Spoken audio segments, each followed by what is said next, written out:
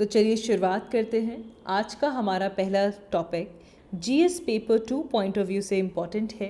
This relates to polity and governance and this is about India's sedition law.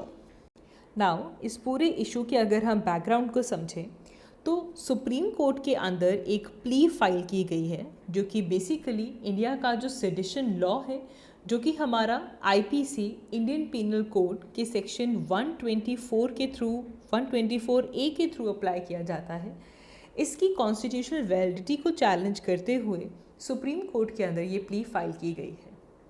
वहाँ से India का जो sedition law का जो इशू है वो रेज होता है। This plea has been filed in Supreme Court. It is filed by the Editors Guild of India and Major General retired S.G. Wombatker. And इस plea के अंदर sedition law को ये कहा गया है that this is basically a chilling effect on the freedom of speech.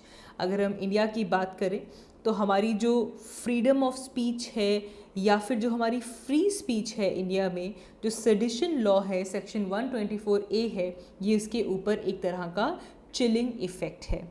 And इस law के थ्रू सेक्शन 124A के थ्रू अनरीजनेबल रिस्ट्रिक्शंस इम्पोज हो रही हैं ऑन द फ्री एक्सप्रेशन, जो कि हमारा फंडामेंटल राइट है अंडर आर्टिकल 19। सो ये जो हम बात कर रहे हैं, this is about this plea, जो कि पूरी की पूरी कॉन्स्टिट्यूशनल वैलिडिटी इसकी चैलेंज कर रहा है कि जो सेडिशन लॉ है इंडिया में वो हमारा fundamental right freedom of speech and expression, इसके ऊपर एक अनरीजनेबल रिस्ट्रिक्शन अप्लाई करता है। एंड इस पूरे न्यूज़ आर्टिकल की अगर हम अपनी रेलेवेंस देखें for pre and from mains point of view, तो सबसे पहले तो हमें पता होना चाहिए that what is sedition, sedition क्या होता है। Then we'll also do an overview of the sedition law, कौन कौन से प्रोविजंस इससे रिलेटेड हैं, then constitutionality of sedition law, and then what are the concerns and criticisms related to India's sedition law. So let's begin with it. सबसे पहले समझते हैं कि सेडिशन को लेकर सुप्रीम कोर्ट का स्टैंड क्या रहा है। सुप्रीम कोर्ट में काफ़ी डिफरेंट केसेस आए हैं एंड इस इशू के ऊपर सुप्रीम कोर्ट क्या कहता है। तो अभी तो फ़िलहाल दोबारा हमारे पास एक प्ली फाइल कर दी गई है जो कि सेडिशन की कॉन्स्टिट्यूशनैलिटी को चैलेंज कर रही है। लेकिन अगर हम सुप्रीम कोर्ट के पहले का स्टैंड देखें तो पिछले कुछ सालों में बहुत बार सुप्रीम कोर्ट में ये इशू को चैलेंज किया गया है, but somehow it has manage to survive all of the challenges against it. लेकिन यहाँ पे एक लैंडमार्क जजमेंट हमारे पास आती है, एक लैंडमार्क केस आता है हमारे पास, जिसे हम कहते हैं Kedarnath versus union of India case 1962। सो इस पूरे केस में सुप्रीम कोर्ट ने सेडिशन लॉ की जो कॉन्स्टिट्यूशनल वैलिडिटी है इसे अपहेल्ड किया था। तो Kedarnath versus union of India case में सुप्रीम कोर्ट ने सेडिशन लॉ की जो कॉन्स्टिट्यूशनल वैलिडिटी है उसे अप्रूव किया था। एंड यहाँ पे एक चीज़ कही गई कि जो इस लॉ का मिसयूज़ है इसे कर्टेल करना चाहिए, otherwise this sedition law is constitutionally valid. तो याद रखेंगे Kedarnath versus union of India case, ये एक इम्पॉर्टेंट केस है जिसमें सुप्रीम कोर्ट ने अपना वर्डिक्ट दिया है। एंड यहाँ पे कोर्ट ने इस लॉ को अपहेल्ड किया on the basis that this power was required by the state to protect itself. State को अपने आप को प्रोटेक्ट करने के लिए इस पावर की ज़रूरत है। इस विजन से इस लॉ को कॉन्स्टिट्यूशनल अप्रूवल दिया गया। यहाँ पे एक और पर्सपेक्टिव आता है कि गवर्नमेंट का क्रिटिसिज्म करना क्या ये अलाउड है या नहीं है। सो सुप्रीम कोर्ट ने एक काफ़ी वाइटल इसमें एक एलिमेंट ऐड किया था that a person could be prosecuted for sedition only if his acts cause incitement to violence. कुछ जिन्होंने कहा या बोला या लिखा उससे वायलेंस इंसाइट हुई, या फिर इससे पब्लिक डिसऑर्डर क्रिएट करने की इंटेंशन थी या टेंडेंसी थी, इससे पब्लिक पीस को डिस्टर्ब किया गया। एंड इसमें एक और चीज़ ऐड की गई कि unless it is accompanied by incitement और call for violence, the criticism of government can not be labelled as sedition. तो सुप्रीम कोर्ट ने गवर्नमेंट की कोई क्रिटिसिज्म कर रहा है तो उसे अपहेल्ड किया, लेकिन अगर कोई भी पर्सन जिसे सेडिशन के लिए प्रोसिक्यूट किया जाएगा वो तभी होगा अगर वायलेंस वहाँ पे आती है, पब्लिक डिसऑर्डर होता है, पब्लिक पीस को हार्म होता है, only then the person can be charge under sedition. Government के मेयर क्रिटिसिज्म को हम सेडिशन नहीं कह सकते। देन सितंबर 2016 में सुप्रीम कोर्ट ने ये दोबारा कहा that we need some necessary safeguards, and इन सेफगार्ड्स को सभी अथॉरिटीज़ को रिस्पेक्ट करना होगा और फॉलो करना होगा। And then there was a 3 जज बेंच जो कि जस्टिस DY चंद्रचूड के थ्रू लीड किया गया था, एंड इस बेंच ने भी सेडिशन लॉ का जो इनडिस्क्रिमिनेट यूज़ है इसे हाईलाइट किया था। सो if we talk about the indiscriminate use of the law by government, तो especially against the critics, the journalists, social media users, activists, citizens, इनके अगेंस्ट इनडिस्क्रिमिनेटली इस सेडिशन लॉ को यूज़ करना। तो again this law was use against the stakeholders for airing their grievances about government's कोविड-19 management, for seeking help to gain medical access, equipment, drugs, oxygen, cylinders, especially during the second wave of pandemic. तो उस time पे इस law को कुछ stake holders के against use किया गया था। नाउ सेक्शन 124A की अगर हम बात करें तो कोर्ट ने ये भी एक्नॉलेज किया है, the argument that media was well within its right to air the critical programmes about prevailing regime without attracting sedition. अगर कहीं पे भी क्रिटिसिज्म हो रहा है, कुछ ऐसे प्रोग्राम्स आ रहे हैं जो कि करंट रजीम के प्रोग्राम्स को क्रिटिक कर रहे हैं, क्रिटिकली एग्जामिन कर रहे हैं, so this is it does not come under sedition, it does not attract sedition. Later April 2022 में सुप्रीम कोर्ट ने May 5 फाइनल किया था for final hearing of petition, and they were stating that it will not bring any delay in the form of any request for adjournment. May 2022, Center has stated that the draft reply is ready, but they are awaiting the approval from the competent authority. और आज ये news आई है कि supreme court ने इस पूरे issue को कि क्या लार्जर बेंच सेडिशन प्ली को डील करना चाहिए, इसको लेकर सुप्रीम कोर्ट स्टडी कर रहा है। ये कुछ डेवलपमेंट्स हुई हैं लेटली सेडिशन लॉ को लेकर।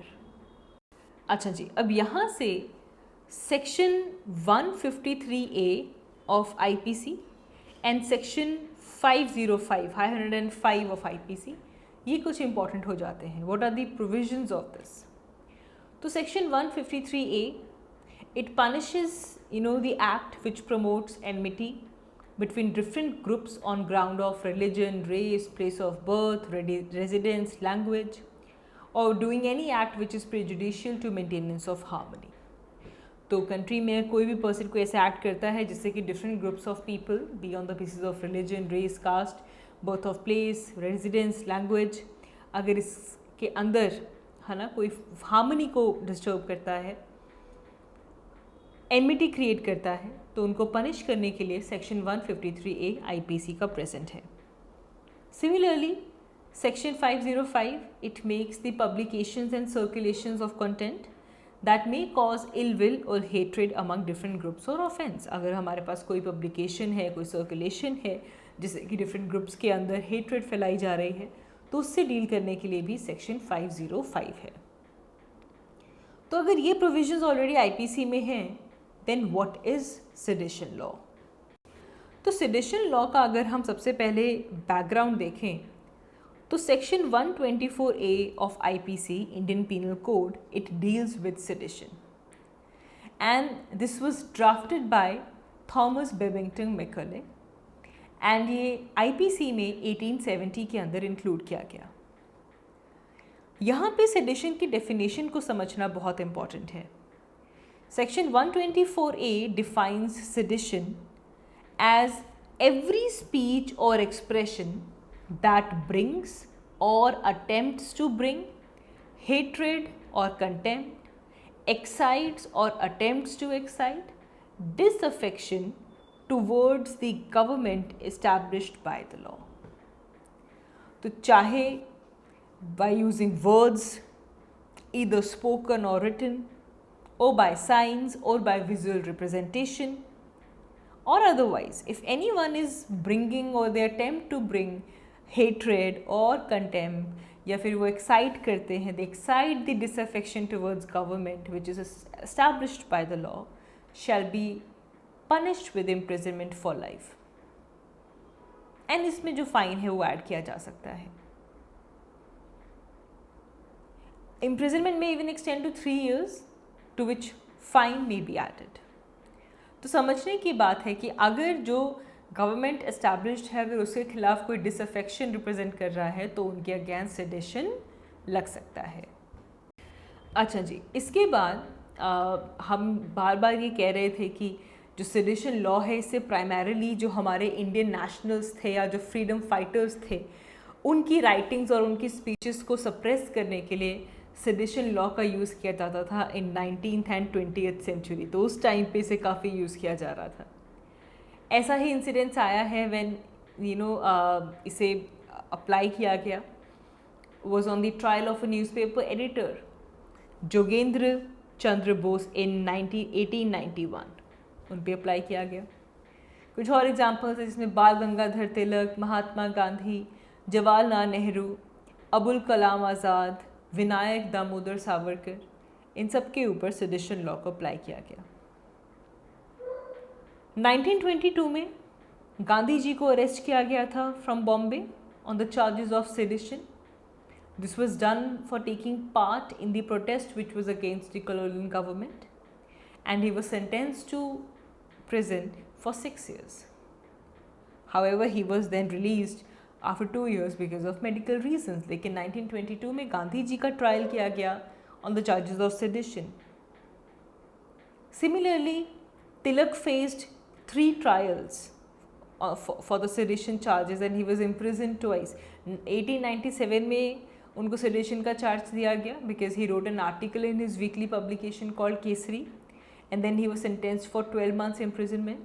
And 1908 में again इनको दोबारा trial किया गया because again in his writing he was represented he actually kind of shows his defection against government. And ये trial तो उनका मोहम्मद अली जिन्ना ने represent किया था.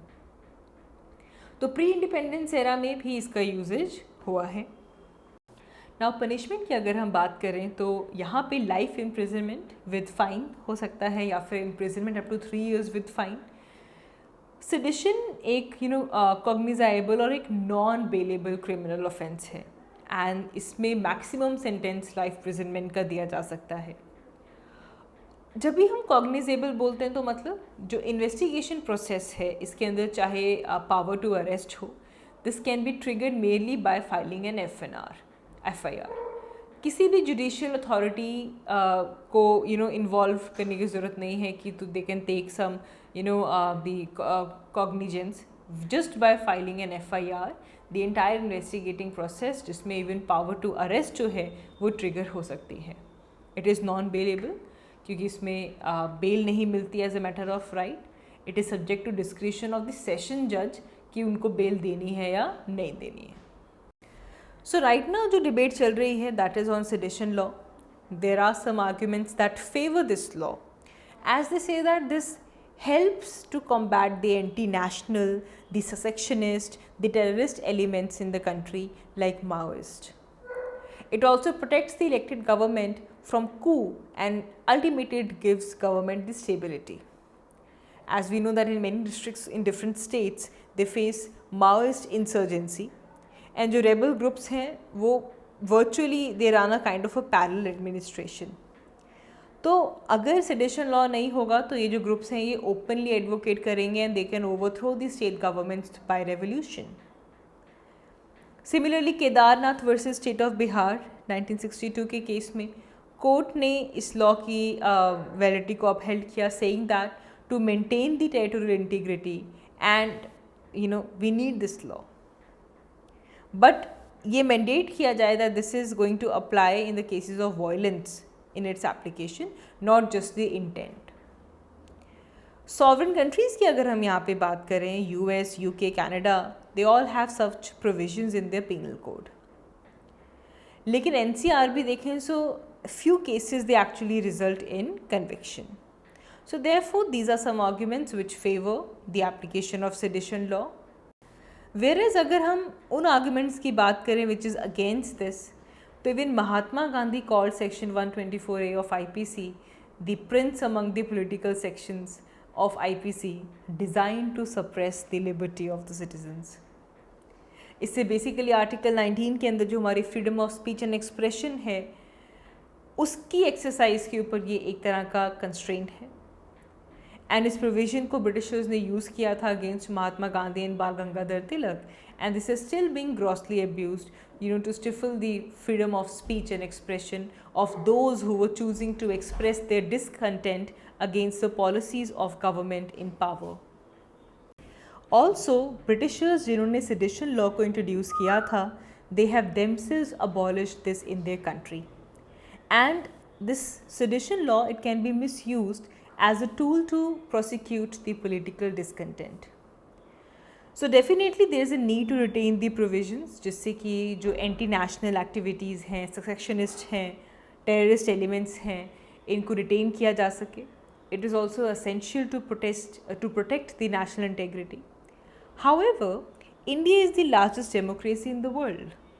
And we have to ensure that the essential ingredient of democracy, which is freedom of speech and expression, it should be maintained. And इस पूरे issue में even अगर हम लॉ कमीशन को देखें तो law commission has also said that an expression of frustration over the state of affairs, it cannot be treated as sedition. Therefore, it should not be misused as a tool to curb the free speech in India. आगे बढ़ते हैं. हमारा next news article Jammu and Kashmir delimitation commission से related है. So Jammu and Kashmir delimitation commission ने Jammu and Kashmir assemblies की constituent assembly के कुछ न्यू बाउंड्रीज़, नेम्स और जो नंबर्स हैं उन्हें नोटिफाई किया है. एंड इससे जम्मू एंड कश्मीर का जो फर्स्ट एवर असेंबली इलेक्शंस होने वाले हैं in the union territory of Jammu and Kashmir, उसके लिए ये जो कॉन्स्टिट्यूएंसीज़ हैं उन्हें कार्व आउट किया गया है. इसी के साथ साथ डिलिमिटेशन कमीशन ने एक और रिकमेंडेशन दी है सेंटर को to nominate at least 2 Kashmiri migrants to the legislatures, and they will have the same powers as the nominated members of Puducherry assembly, and to consider and give representation to the persons who are displaced from Pakistan occupied Kashmir. And ये proposal, ये recommendation delimitation commission ने centre को दी है. And जो delimitation commission है इसमें जो डिलिमिटेशन की गई है वो 2011 के सेंसस के बेसिस पे की गई है, and considering the other geographical features and access as well. So finally जो न्यू असेंबली होगी इट विल हैव 90 सीट्स, जिसमें से 47 सीट्स कश्मीर की हैं और 43 सीट्स जम्मू में हैं. इससे पहले 83 सीट्स थे जिनको इंक्रीज़ करके 90 सीट्स पे ला दिया गया है, जिसमें से जो 6 एडिशनल सीट्स हैं वो जम्मू में ऐड की गई हैं और 1 सीट कश्मीर में ऐड की गई हैं. एंड इसी के साथ साथ 9 सीट्स को रिज़र्व रखा गया है for scheduled tribes, and 6 in Jammu region and 3 in Kashmir valley. तो 6 + 3 9 सीट्स जो कि रिज़र्व रखी जाएंगी for scheduled tribes.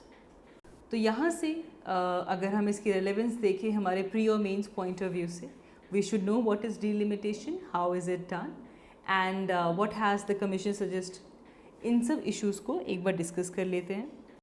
So delimitation is basically the act of redrawing the boundaries of Lok Sabha and Assembly constituencies. इसे redraw किया जाता है ताकि जो population में जो change आया है उसको वहाँ पे represent किया जा सके, and this is done on the basis of the preceding census. And ये जो एक्सरसाइज है इसे डिलिमिटेशन कमीशन कैरी आउट करता है.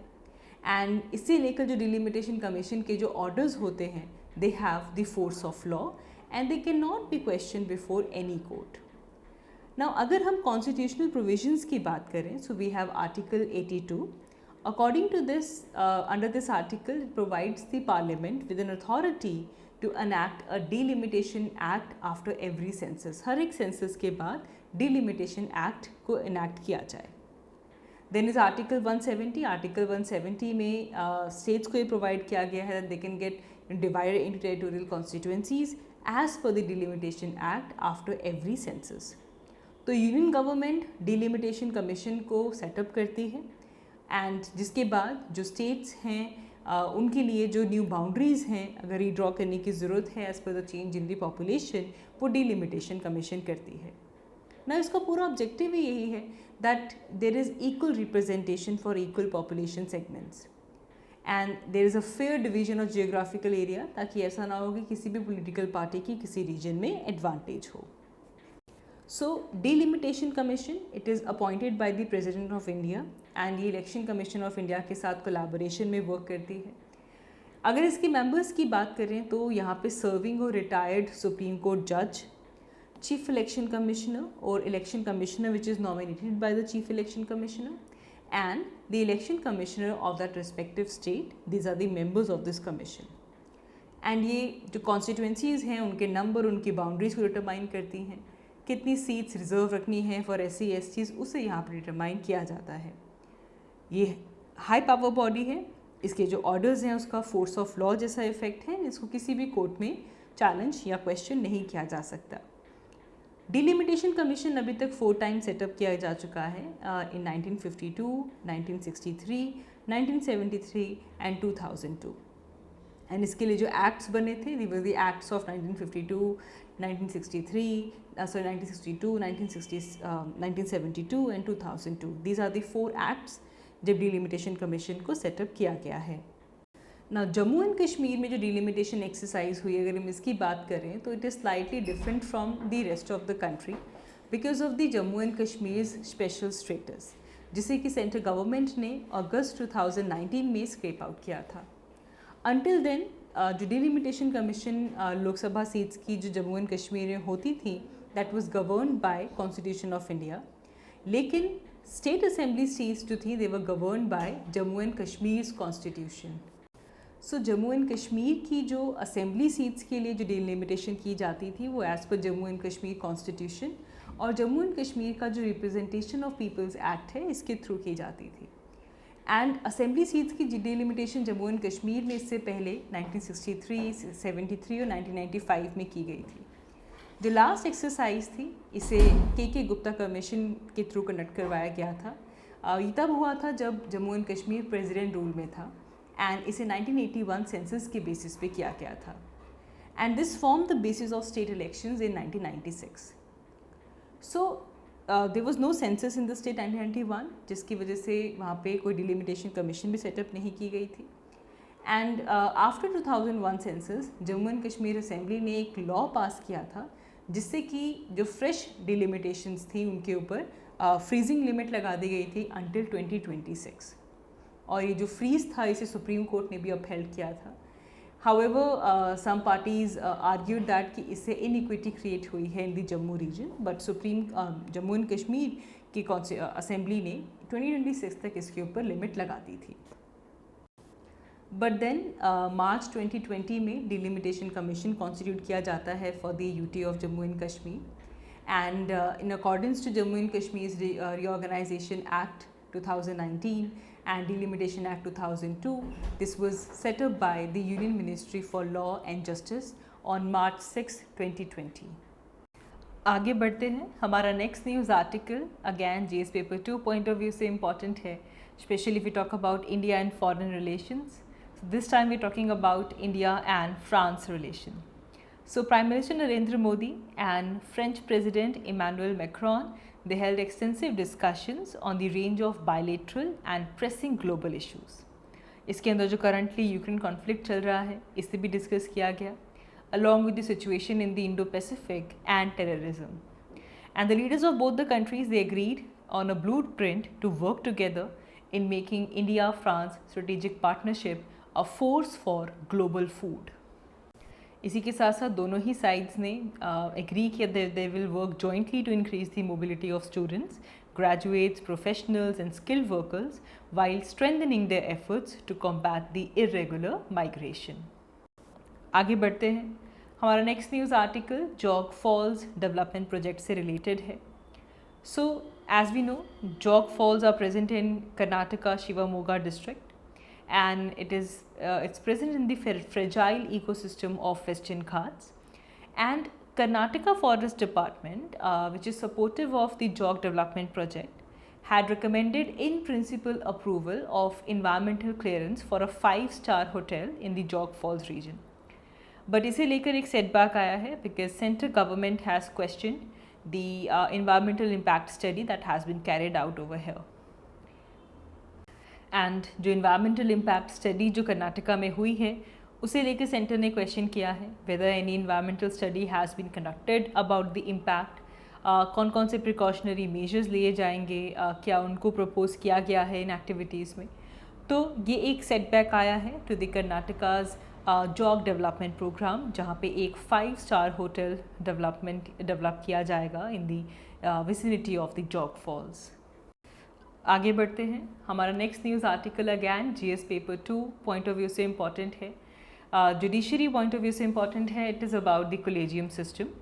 So Supreme Court's collegium has recommended 2 names for the appointment as judge in the Supreme Court. And ये पूरा का पूरा जो appointment of judges जो हो रही है, this is done on the basis of the collegium system. आप इसके बारे में पढ़ते भी हैं, एक बार quickly go through हो जाते हैं that what is this collegium system. So collegium system, it's a system of appointment and transfer of judges. And this basically evolve through judgements in supreme court. ये किसी पार्लियामेंट के act के through या फिर constitution के provision से नहीं आया है. This has been evolve from the judgements of supreme court. तो अगर एवोल्यूशन देखें तो 1981 में हमारे पास फर्स्ट जजेस केस होता है and it was declared that the primacy of chief justice of India recommendation on judicial appointments and transfer can be refused for cogent reasons. And इस रूलिंग के अंदर जो एग्जीक्यूटिव प्राइमेसी दी गई थी over judiciary in the judicial appointments for the next 12 years. But इसके बाद second जजेस केस आता है 1993 के अंदर, जिसके अंदर सुप्रीम कोर्ट कोलेजियम सिस्टम को इंट्रोड्यूस करती है and by holding that consultation really meant concurrence. And इसमें ये भी कहा गया कि if it is not chief justice of India's individual opinion but an institutional opinion formed in consultation with the 2 senior most judges in Supreme Court.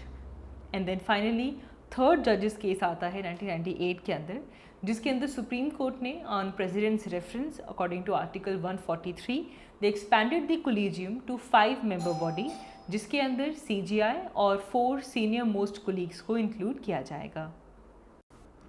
इसके बाद हमें पता होना चाहिए कि इस कोलेजियम सिस्टम को हेड कौन करता है.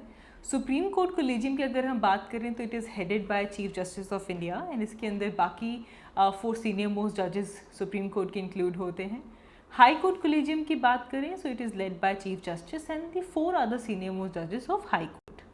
एंड जो नेम्स रेकमेंड किए जाते हैं for the appointment by the high court collegium, it reaches the government only after the approval of CGI, Chief Justice of India, and the Supreme Court's collegium. So judges of higher judiciary, they are appointed only through the collegium system, and the government has a role only after the names has been decided by the collegium. तो collegium names decide करेगा and after that government उसमें decide करती है. तो procedure कैसा रहता है judicial appointments के लिए? अगर हम चीफ जस्टिस ऑफ इंडिया की बात करें so president of India chief justice of India को अपॉइंट करता है अलॉन्ग विद द अदर जजेस of supreme court. As far as अगर हम चीफ जस्टिस ऑफ इंडिया की बात करें so the outgoing chief justice of India they recommend his successor, और in practice it has been strictly by the seniority ever since the supersession controversy of 1970. तो ये seniority के basis पे किया जाता है. सुप्रीम कोर्ट जजेस की अगर हम बात करें सो फॉर अदर जजेस ऑफ सुप्रीम कोर्ट जो प्रपोजल है वो chief justice of India initiate करते हैं.